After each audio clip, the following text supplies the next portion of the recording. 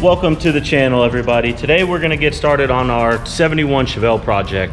I know Tim's already given you the lowdown on the Roadstershop chassis. So today we're gonna break it out of its crate and start assembling some of the stuff that we need to get it rolling. So the brake system, the bearings, the rear backing plates, just so we can get the chassis inside to the shop so we can get started on assembly. Roadstershop supplies bare brakes, 4-piston brakes, 13-inch front rotors, 11-inch rear rotors.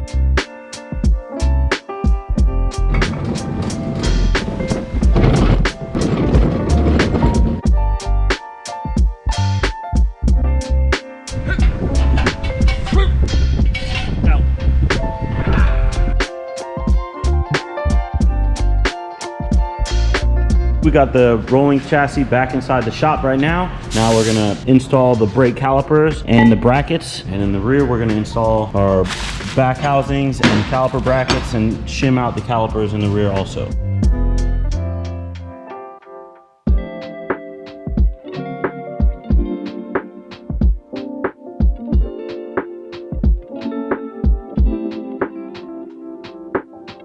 Next order of business is to get the drivetrain knocked up in it. We have our LSX 376 engine hanging out in the showroom right now.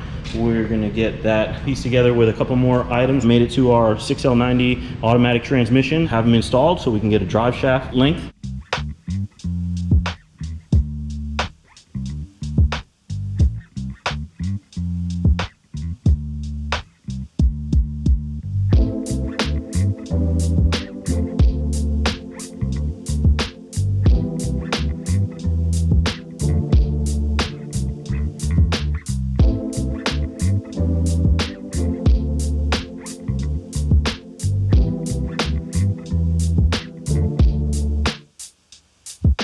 So did a little bit of work on the engine, still waiting on a bunch of parts to show up. So I just started installing the steam port kit from Motion Raceworks. We have our engine mounts and the brackets that came with the Roadstershop chassis, slapped those on there. Also, we have our Holley oil pan. I had to trim the windage tray to make it fit. I don't have the pan gasket or the bolts, and I also need a plug here for one of the oil drain back options. Once I get that stuff, I can finalize the pan install.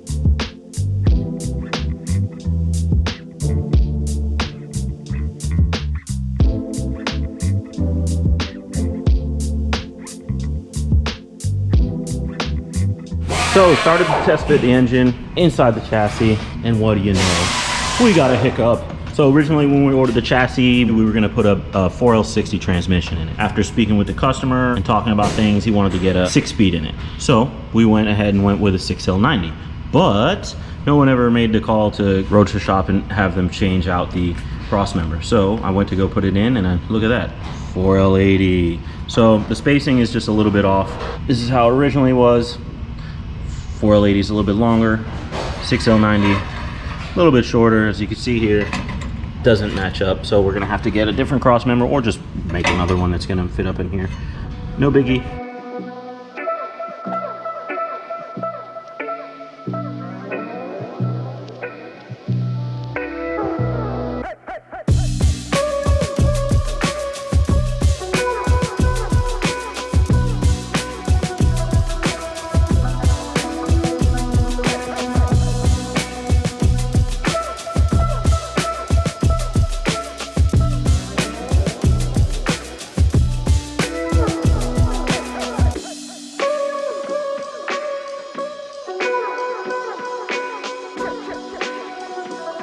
Are you excited? I'm ready to go, buddy. I'm really excited. What are we doing? Getting it ready so we can pull this body off of the original chassis. We're gonna try to leave all the drivetrain assembled and just pull off all the connecting pieces. Only thing we're gonna do right now is we're gonna strip the firewall down. We're gonna take the front fenders off, we're gonna take the core support off, and then we got access to our chassis bolts. So you see right down underneath that battery, you got one there, one in that corner there. I think 6 in the back that go underneath, straight up. And then we got some mounts and tabs underneath the body. And then we'll be able to put our lift on the actual body of the car, lift it off, and then roll the old junk out and bring the new junk in. It's not new junk. The new hotness. So we got the fenders off, the hoods off. Now we're gonna start disconnecting everything underneath the vehicle. Shocks and everything are attached to the chassis. We're good there. Yep. So just the gas tank probably and some fuel lines, and we're ready to undo these bolts. You have your chassis bolts here, here, here, here. So there's like 6 on each side. Once we get those all loose, we'll be able to put the jack pads on this pinch rail right here and lift the body right off this chassis. At least that's what the plan is, right? That's the plan.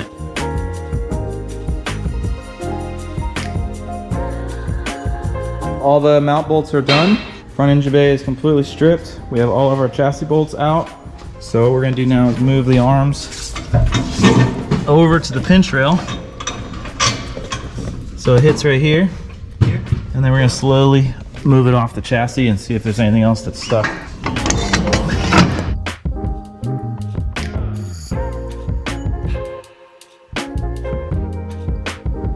So this thing is completely stripped down, guys. Our firewall is nice and ready to go. The only thing that is looking like a little bit of a red flag to me is this bed liner. This like undercoating they sprayed all across the firewall. If I'm gonna reskin this whole thing and make it all nice and smooth, it's gotta get welded over top of this. For the most part, this whole thing's gonna get just skinned. Here, all the way over, is just a new piece of sheet metal. We'll cut a new tunnel out, cut them across here, and just get all this nice and flat and smoothed out. Before I finalize that though, I do want to put the body on top of the Roadstershop chassis and make sure everything is lined up, because the tunnel is going to have to get modified too. I'm going to cut this weird section over here on the driver's side out, because when you put a straight edge on it, there's this huge bump out here for the steering and the brakes, and we're going to be upgrading all that. I'm going to cut all the stuff that's protruding out to be able to give us clearance to be able to put our flat panel all the way across here in one big nice clean sheet. I pretty much have the firewall prep to where I'm happy with it. The only question now is the transmission tunnel. So the only way we're going to really get a definite answer as to how much I have to clearance out of this guy, because this is made for like a little tiny transmission. I think we're going to have to roll the Roadstershop chassis underneath here with the engine and transmission in it, and just drop the body down, get a loose measurement of everything.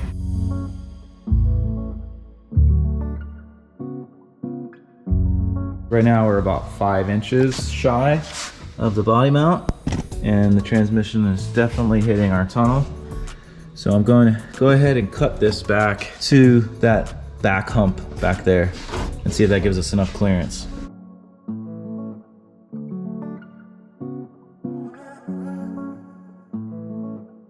Transmission's a little high, which is fine because we want the car to be nice and low, so you want everything tucked up tight to the chassis. But as you can see, our output here for the drive shaft is hitting our tunnel. So this whole thing's gonna have to get raised up, and a new tunnel has to be put in all the way down the center of this car. And it looks like I need to cut more at the top there, where my original mark was, to clear the whole bell housing. We're in. Roadstershop chassis is fully touching on all 8 points, I think it is. 8 points on the chassis, and this thing is low. Like the hub center is right at level with the rocker arm, so we're gonna be able to get this thing as low as we possibly want. Chassis fits perfect as always. Roadstershop builds an amazing product. We got plenty of clearance to do our tunnel, but first thing I'm gonna do is adjust the firewall. These mounts right here for the fenders, I'm gonna nip those off so we can get a nice flat surface to start with, and then we'll start adding all our brackets and tabs and making them look a little bit more pretty.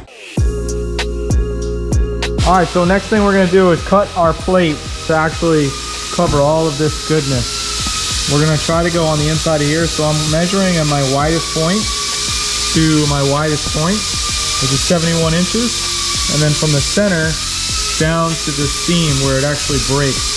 That's where I'm gonna blend my firewall panel in, is right at this break. This is like a really weird stamping on this side, so I'm probably gonna have to do some finagling to get everything to match. And then what we'll do is we'll do a really nice half moon and cut out the actual firewall for a template for the start of our transmission tunnel. Because right now this thing is kind of all over the place. So we're gonna go ahead and go over to the plasma table now.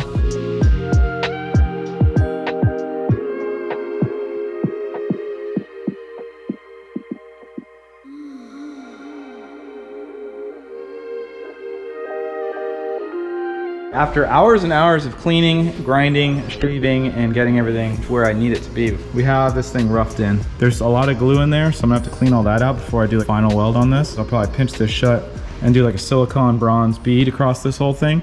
Weld these panels all back together, then do a nice little blend job. I'm gonna have to cut this off here, obviously, to be able to blend that in to come down on the floorboard. But I have a bump out right here that I have to cut out. I think I'm just gonna keep cutting this away since I have this nice fresh metal. And then I'll be able to put a brake in it and then wrap this down the floorboard.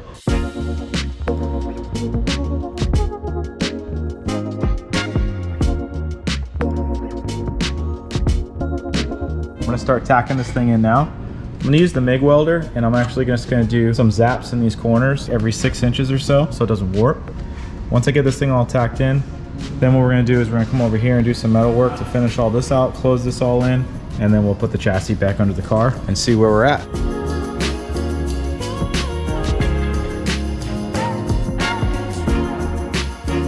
We finally got our firewall exactly where we want it. Let's get this thing down on the chassis and see how it looks. So I'm pretty happy with how the firewall turned out. It's got a nice, smooth, flushed out look. We did our welding down here on the fender mount to smooth everything out. Got a little kick down for the pedal box. So when we go to do our pedals and our brakes, it's gonna be good to go. Threw the Sniper EFI intake manifold on there just to see what we're looking like on the cow. The motor is sitting perfect in the engine bay. So I have finished welding to do, obviously, on the firewall, but for right now, I'm gonna leave this roughed in. On the next episode, guys, we're gonna be doing the tunnel through the entire car. And our plan was to do a actual transmission tunnel, plus a drive shaft tunnel, going all the way back. And that's gonna give us the ability to do some really cool center console ideas in the future with the interior of the car as well. So we're gonna keep going on the metal work on this thing. So next episode, we'll be doing the metal work on the interior and then putting the front end of the car on to be able to start mocking up for the turbo system. We're gonna be putting the fenders on, the front core support, and just kind of getting the engine bay laid out so we know exactly what we need to do next. Thanks for watching, guys. Thanks for subscribing, and we'll see you on the next episode on our Chevelle twin turbo build.